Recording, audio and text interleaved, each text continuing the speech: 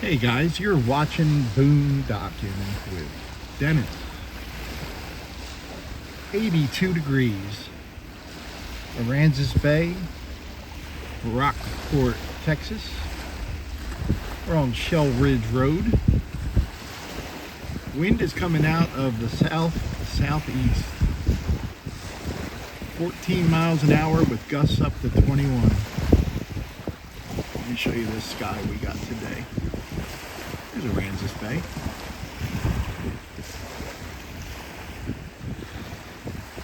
Ain't that pretty? That's not too bad at all.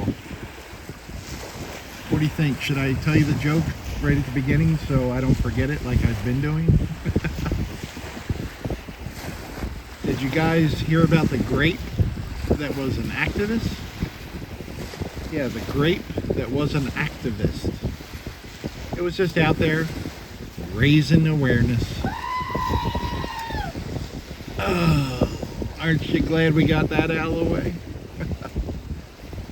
Pull back onto the road here. A lot of construction coming over here. A lot of road construction. Little, what road would that be? Church Street. Took Church Street from Market Street to get over here if you're playing at home. And it's a good day. You know, I didn't plan to be boondocking my whole life. I didn't even have much camping experience. We would camp at a campground when I was in my young 20s. Why did we go to campgrounds? Because there was girls at the campground. There were women. Eventually we'd bring our own women, but it was within 20 minutes of the big beaches in New Jersey, and it was inexpensive, and it was fun. Did a lot of camping with people my age, later in life. One of my good friends, Scott, lived kind of catty corner across the street from me, and started taking him, and we would go to a Driftwood campground. That was towards the end. Driftwood campground in just outside of Sea Isle, New Jersey. And the first one I ever went to was Dennisville campground, oddly enough, in Dennisville, New Jersey. And we started going there because friends of mine my age had a campsite there, and their campsite was like, it was there for 3 months. They would put pallets down and had like a patio out of pallets and put tents on top of the pallets and pop-up trailer. They had like a little fort.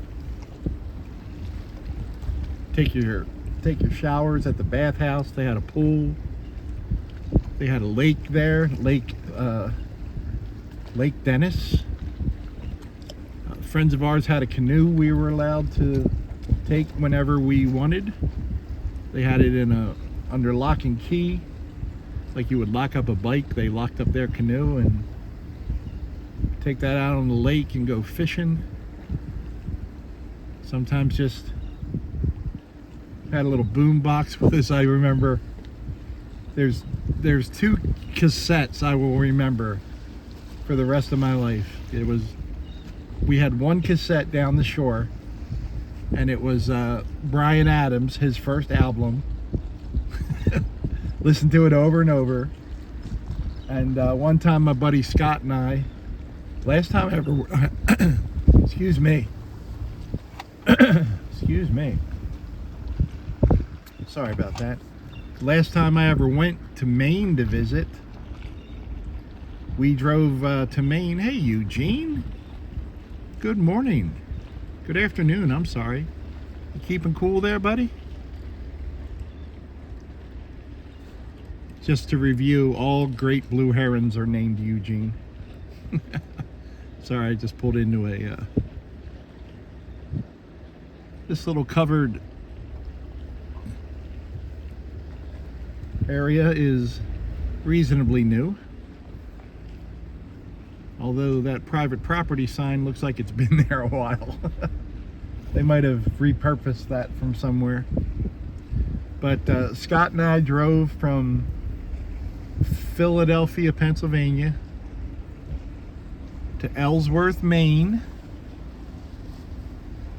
First time I ever drove a stick in my life. Wasn't taught correctly. Did not burn out the clutch somehow. And got to drive around Maine and made it back. I remember the worst part was going through the tolls in New York City and stalling every 12 feet. It was actually my friend's car, and she had Tennessee tags on it, so people were yelling for us to go back to Tennessee. Like, I would. Don't sit on that bench, anyone. It's private property. Do this, don't do that. Can't you read the signs? There ain't no chance of me tucking my hair up under my hat. What a great song. Great classic rock and roll lyrics. But yeah, camping was in Dennisville and Driftwood was renting a site with water and electric and bringing one of those TVs with the little VCR built in, you know, roughing it. Of course, at that age, we were drinking. We'd have Jack and Coke, and then when the Coca-Cola ran out, we'd go over to the soda machine, and we'd have Jack and root beer and Jack and cream soda, Jack and birch beer. You guys ever have birch beer? I don't know if that's a Philadelphia thing or not. The Pennsylvania Dutch had a brand of soda called birch beer. It was it was good. Kind of red, like a dark rusty red. Had a really good taste to it.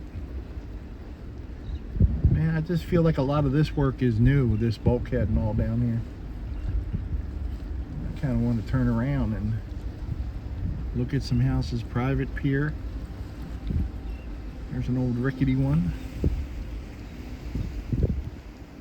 One day we're going to see some people out on these piers fishing, or at least using their boat, you know.